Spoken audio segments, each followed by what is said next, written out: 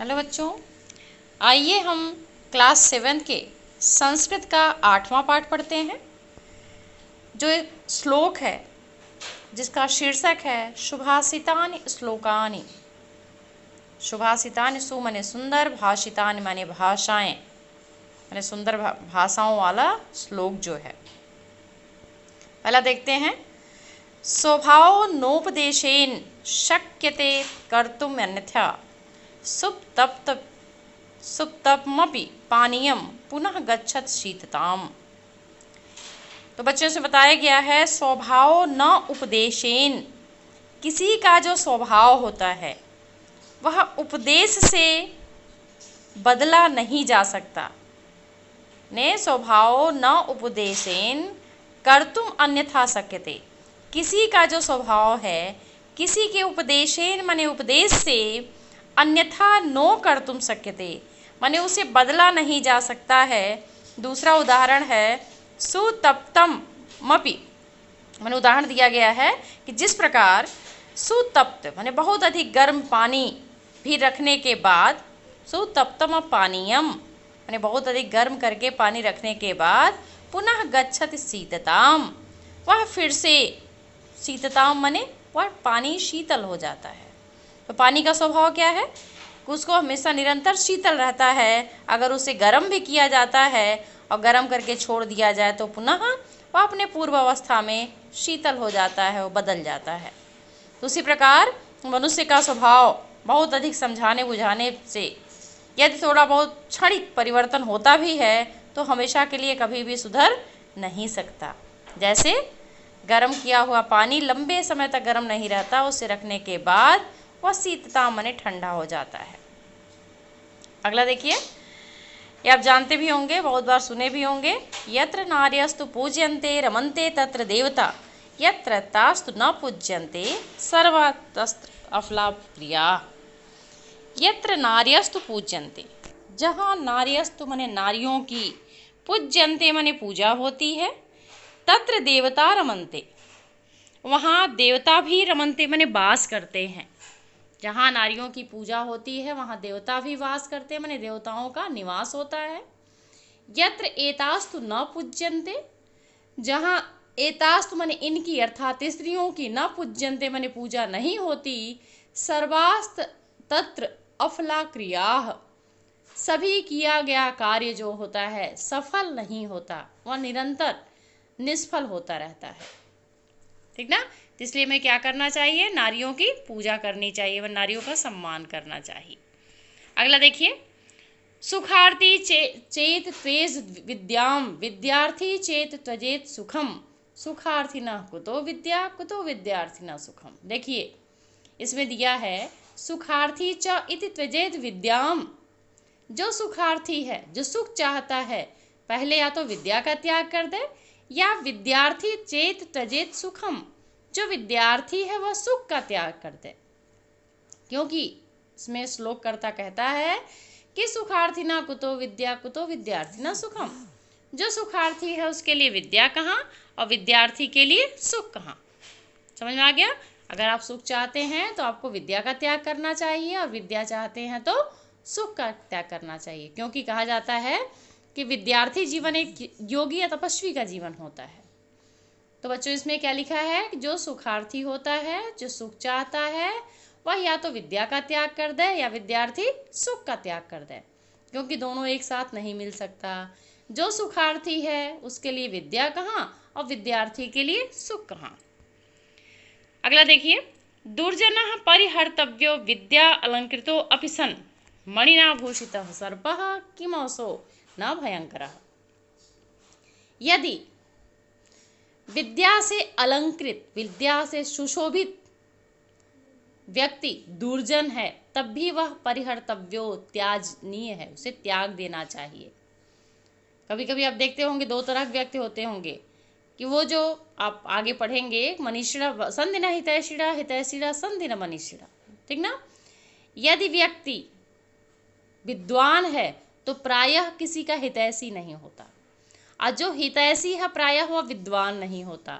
इसमें कहा गया है, उसको छोड़िए, उसमें इसमें क्या लिखा गया है कि दुर्जना परिहर्तव्यो विद्या अलंकृतो अपि सन, यदि विद्या से सुशोभित होता हुआ भी व्यक्ति दुर्जन है तो उसे त्याग देना चाहिए, त्याग योग है, क्योंकि मणिना भूषितः सर्प किमौसो न भयंकर, क्योंकि वो किस प्रकार होता है, वह सर्प की भांति होता है।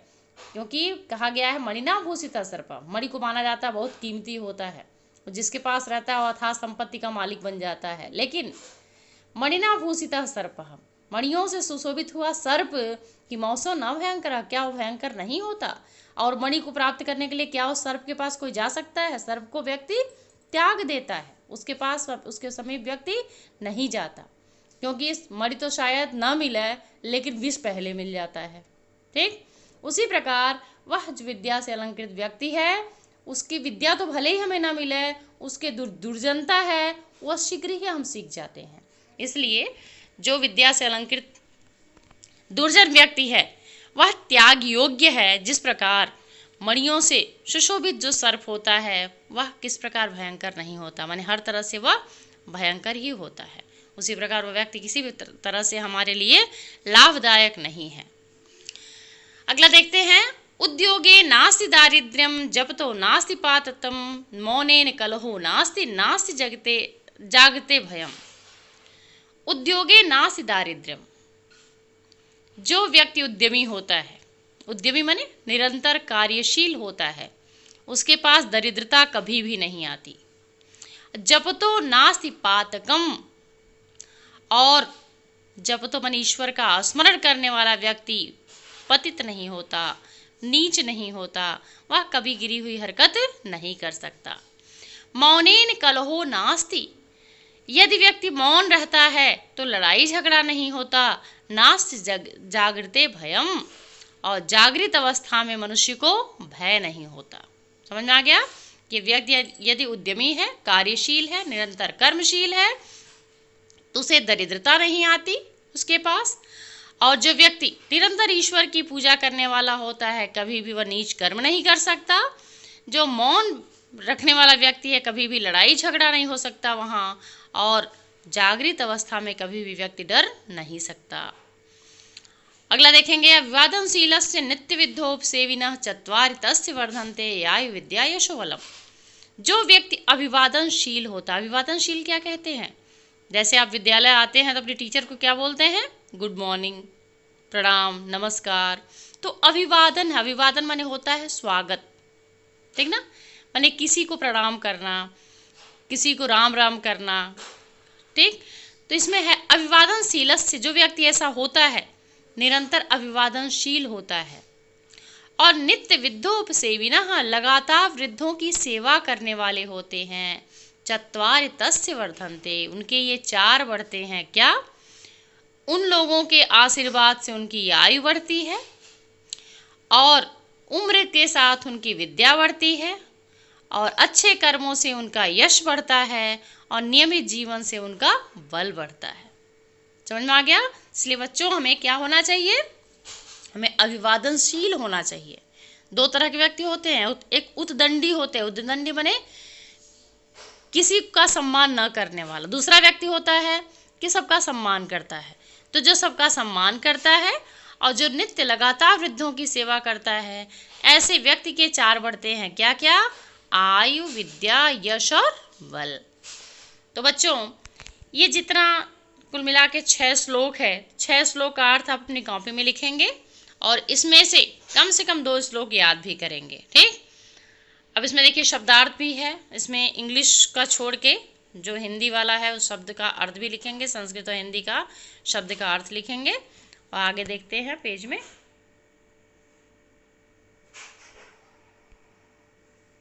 इसमें देखिए शब्दार्थ है कुछ इसमें बचा हुआ, ये पूरा शब्दार्थ याद करते हुए अपनी कॉपी में लिखेंगे। अब इसमें देखो मौखिक दिया है, पाठ में दिए गए सभी श्लोकों का सस्वर शुद्ध उच्चारण कीजिए। तो उसे पढ़ने का अभ्यास भी करना है और उसे याद भी करना है। कोई 2 श्लोक कंठस्थ की, जैसा कि पूर्व में हमने आपसे कह भी दिया था। अब निम्नलिखित शब्दों के अर्थ बताइए, उसमें शब्दार्थ से देख करके आप लिख लीजिएगा अपनी कॉपी में। ठीक, अगला देखिए, निम्नलिखित प्रश्नों के संस्कृत में उत्तर दीजिए। जलस्य कः स्वभावः, जल का स्वभाव क्या है? को निरंतर शीतताम, वह शीतल होता है। ठीक। अगला है सुखार्थी किम विद्यार्थी किम त्यजेत, सुखार्थी वा त्यजेत विद्याम, विद्यार्थी वा त्यजेत सुखम। ठीक। सर्प केन भूषितो अस्ति, सर्प किससे सुशोभित होता है? मणिना, मणियों से। ठीक। नरः कः परिहर्तव्यः, कैसे व्यक्ति का त्याग कर देना चाहिए? विद्यालंकृते भूषितः, विद्या से अलंकृत व्यक्ति यदि दुर्जन है तो ऐसे नरः परिहर्तव्य, ऐसे व्यक्ति का परित्याग कर देना चाहिए। अभिवादनशीलस्य कान चत्वारि वर्धन्ते, अभिवादनशील व्यक्ति का क्या 4 बढ़ता है? आयु, विद्या, यश और बल। वही लिखेंगे इसमें। निम्नलिखित श्लोकों का सरलार्थ माने अर्थ लिखने के लिए इसमें कहा जा रहा है। सुखार्थिना चेत, पहला के पूर्व में आपसे बता दिया गया था, सुखार्थिना चेत विद्याम त्यजेत, विद्यार्थिना चेत सुखम त्यजेत। जो सुखार्थी होता है उसे विद्या का त्याग कर देना चाहिए और विद्यार्थी को सुख का त्याग कर देना चाहिए। दूसरा है दुर्जना परिहर्तव्यो विद्यालंकृतो भूषितः, ये पूरा है कि जो व्यक्ति दुर्जन होता है, विद्या से सुशोभित होता हुआ व्यक्ति दुर्जन है तो उसे परिहर्तव्य, उसे त्याग कर देना चाहिए। क्योंकि मणिना भूषितो सर्प किमपि न भयंकर, मणियों से सुशोभित सर्प भी किस प्रकार भयंकर नहीं है और हर तरह से हमें क्षति पहुंचा सकता है। अगला देखिए, श्लोक से इसको पूर्ति करेंगे। तो अब श्लोक देख करके अत्र नार्यस्तु पूजयन्ते रमन्ते तत्र देवता, ये तो है। अब आगे इस श्लोक देख करके क वाला भी अब पूरा करेंगे रिक्त स्थानों की। देखिए इसमें रिक्त स्थान की पूर्ति ही है सब में। ठीक। तो आप श्लोक के आधार पे करेंगे। अगला है, इसमें अर्थ लिख करके वाक्य प्रयोग करना है। उपदेशेन, उपदेश से, स्वभाव, स्वभाव, सुतप्तम, गर्म, शीतताम, ठंडा, दुर्जनः, दुर्जन मने जो बुरे स्वभाव का व्यक्ति है, भूषितः मने सुशोभित, दारिद्र्यम मने दरिद्रता, वर्धन्ते मने बढ़ता है। ठीक। अब इसमें विलोम देखिए, विलोम लिखना है। निम्नलिखित शब्दों का विलोम लिखिए। दुर्जना, दुर्जन मने बुरा व्यक्ति, जलम जल, मूढ़ः मने मूर्ख, अमृतम मने अमृत, ज्ञानम मने ज्ञान को, शीतम मने ठंडा, सुखम मने सुख को, शांति मने शांति, उद्योगः मने व्यापार और निजः मने नहीं, इसका विलोम लिखना है। दुर्जनः सज्जनः, जलम थलम, मूढ़ः ज्ञानी, अमृतम विषः विषम, ज्ञानम अज्ञानम, शीतम तप्तम, सुखम दुखम, शांति अशांति, उद्योगः अउद्योगः, निजः परः। अब आगे अनुवाद देखिए कैसे है। राम स्वभाव से दुष्ट थे, रामः स्वभावेन दुष्टः अस्ति, दुष्ट हैं, दुष्टः अस्ति। सज्जन व्यक्ति का जीवन परोपकार के लिए होता है। सज्जनस्य होगा, बहुवचन है। सज्जनानां जीवनः परोपकाराय भवति। लालची कभी दानी नहीं होता। लोलुप्त कदापि दानी न भवति। सदा मृदु बोलना चाहिए। सदा मृदु भाषा वदेत। सांप मणियों से विभूषित होते हैं। सर्पः मणिनाम विभूषितम अस्ति। तो बच्चों, इसका हम प्रश्नोत्तर लिख करके आपके ग्रुप में डाल देंगे। आप इसको पढ़ करके इसका अर्थ अपनी कॉपी में लिखेंगे। धन्यवाद।